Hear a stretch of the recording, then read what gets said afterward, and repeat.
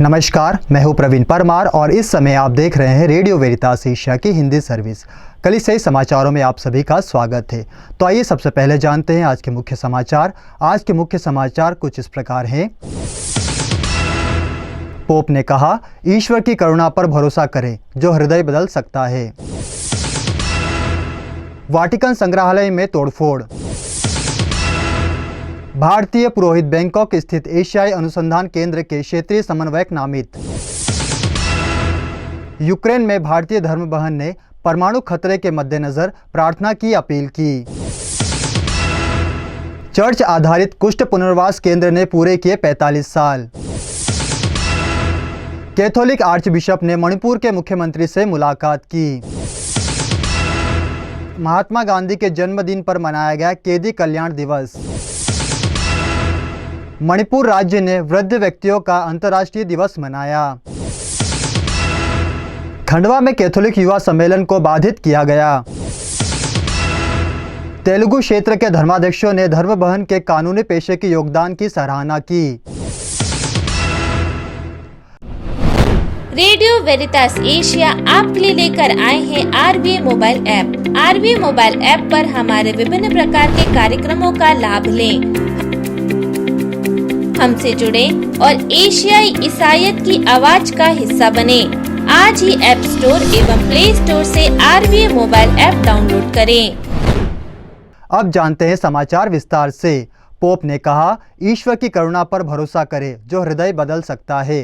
Pope Francis ने सलाह दी है कि हम ईश्वर की करुणा पर भरोसा करें जो हृदय बदल सकता है। यूक्रेन में युद्ध की बढ़ती स्थिति पर चिंता व्यक्त करते हुए और मन परिवर्तन को युद्ध विराम का आवश्यक उपाय बताते हुए पोप ने करुणा की संरक्षिका फौस्तीना कोवाल्स्का की मध्यस्थता से मुक्ति हेतु प्रार्थना करने का प्रोत्साहन दिया। पोप ने 5 अक्टूबर को संत फौस्तीना कोवाल्स्का के पर्व दिवस के अवसर पर एक ट्वीट में लिखा, आज हम संत फौस्तीना कोवाल्स्का की याद करते हैं। उनके द्वारा ईश्वर ने दुनिया को उनकी करुणा में मुक्ति की खोज करना सिखाया। आइए हम समय विशेष रूप से यूक्रेन में युद्ध की याद करें। हम ईश्वर की दया पर भरोसा रखें जो हृदय बदल सकते हैं। वाटिकन संग्रहालय में तोड़फोड़। वाटिकन संग्रहालय की 2 प्राचीन प्रतिमाओं को एक अमेरिकी पर्यटक ने 5 अक्टूबर को क्षतिग्रस्त कर दिया। कियारा मोंटी गैलरी की क्षतिग्रस्त प्रतिमाओं को तत्काल परम धर्मपीठी गैलरी ने मरम्मत प्रयोगशाला में लिया गया।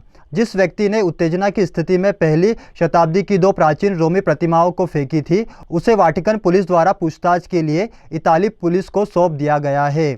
वह व्यक्ति करीब 60 साल का एक अमेरिकी पर्यटक है जो मिस्री मूल का है और 3 दिनों से रोम में है। संगमरमर से बनी एक प्रतिमा चकनाचूर हो गई है, जबकि दूसरी का एक कान और नाक क्षतिग्रस्त हुआ है। मूर्तियों को तुरंत वाटिकन संग्रहालय की पत्थर की वस्तुओं के मरम्मत विभाग में स्थानांतरित कर दिया गया है। भारतीय पुरोहित बैंकॉक स्थित एशियाई अनुसंधान केंद्र के क्षेत्रीय समन्वयक नामित। डिवाइन वर्ड फादर एंथनी ले ने कहा कि फादर रॉबिन जेवियर चिदम्बरम्बिल केरल के एक विंसेंटियन पुरोहित ARC इंडिया के समन्वयक के रूप में Asian research centre for religious and social communication में शामिल हुए। समन्वयक के रूप में फादर रॉबिन को कोर टीम की स्थापना का काम सौंपा गया है, जिसका सहयोग भविष्य में भारत में ARC गतिविधि का निर्धारण करेगा। ARC एशिया में धर्म और सामाजिक संचार से संबंधित विषयों पर अनुसंधान की सुविधा और समर्थन देता है। यह धर्म और सामाजिक संचार नामक द्विवर्षीय पत्रिका में प्रासंगिक अध्ययन और शोध प्रकाशित करता है। यूक्रेन में भारतीय धर्म बहन ने परमाणु खतरे के मद्देनजर प्रार्थना की अपील की। यूक्रेन में युद्ध पीड़ितों के पुनर्वास में शामिल एक भारतीय कैथोलिक धर्म बहन ने प्रार्थना का अनुरोध भेजा है, क्योंकि देश परमाणु युद्ध की छाया में है। पिछले 2 दशकों से यूक्रेन में काम कर रही बहन लिगी पियपल्ली ने पश्चिमी यूक्रेन के मुकाचेवो में अपने कॉन्वेंट से एक वीडियो संदेश भेजा कि देश को दुनिया से अधिक प्रार्थना समर्थन की आवश्यकता है, क्योंकि वे अब परमाणु खतरे का सामना कर रहे हैं। सेंट मार्क के सेंट जोसेफ की सिस्टर्स के एक सदस्य ने कहा, युद्ध शुरू हुए 7 महीने हो चुके हैं और यह अभी भी जारी है, जो दिखाता है कि रूसी राष्ट्रपति पुतिन विफलताओं को स्वीकार करने के मूड में नहीं है। सिस्टर पेपिल्ली को डर है कि यह यूक्रेन के नागरिकों पर परमाणु हथियारों का उपयोग करने की दिशा में एक कदम हो सकता है, जब यूक्रेन अधिक आक्रामक प्रतिशोध के साथ प्रतिक्रिया करता है। उसने कहा कि उन्हें यूक्रेन के राष्ट्रपति से सतर्क रहने और रूसियों द्वारा संभावित परमाणु हमले के लिए तैयार होने का अलार्म मिला था। 2022 तक रूस के पास अनुमानित 6300 परमाणु हथियार है, जो दुनिया में परमाणु हथियारों का सबसे बड़ा भंडार है। चर्च आधारित कुष्ठ पुनर्वास केंद्र ने पूरे किए 45 साल। चर्च आधारित कुष्ठ पुनर्वास केंद्र सुमनहल्ली ने लाभार्थियों, भागीदारों और दाताओं के बीच एक इंटरफेस के साथ बेंगलुरु में अपने मिशन के 45 साल पूरे होने का जश्न मनाया। 2 अक्टूबर को फ्रांसिस जेवियर स्कूल के सभागार में कार्यक्रम की शुरुआत करने वाले बेंगलोर के आर्चबिशप पीटर मचाडो ने कुष्ठ, HIV और विकलांग लोगों के लिए सम्मान लाने के लिए सुमनहल्ली की सराहना की। सुमनहल्ली सोसाइटी के अध्यक्ष आर्चबिशप ने उदार हृदय को धन्यवाद दिया, जिन्होंने पिछले 45 वर्षों में कुष्ठ प्रभावित व्यक्तियों के लिए प्रेम, प्रकाश और जीवन लाने के लिए सुमनहल्ली परियोजना के साथ भागीदारी की। सुमनहल्ली के निर्देशक क्लेटियन फादर जॉर्ज कननथानम ने 800 लोगों का स्वागत करते हुए कहा कि समाज ने अब तक 11,000 से अधिक कुष्ठ रोगियों का इलाज और पुनर्वास किया है। कैथोलिक आर्चबिशप ने मणिपुर के मुख्यमंत्री से मुलाकात की। चल रहे दुर्गा पूजा उत्सव की पूर्व संध्या पर इम्फाल के आर्चबिशप डोमिनिक लुमोन और उनकी टीम ने 4 अक्टूबर को मणिपुर के मुख्यमंत्री एन बीरेन सिंह से मुलाकात की।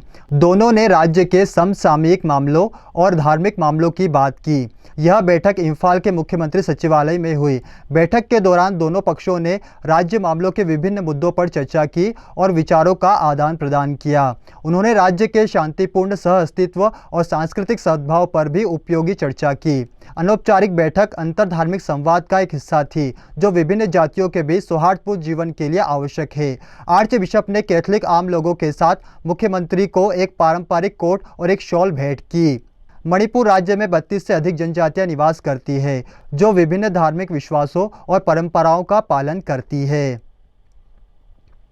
महात्मा गांधी के जन्मदिन पर मनाया गया कैदी कल्याण दिवस।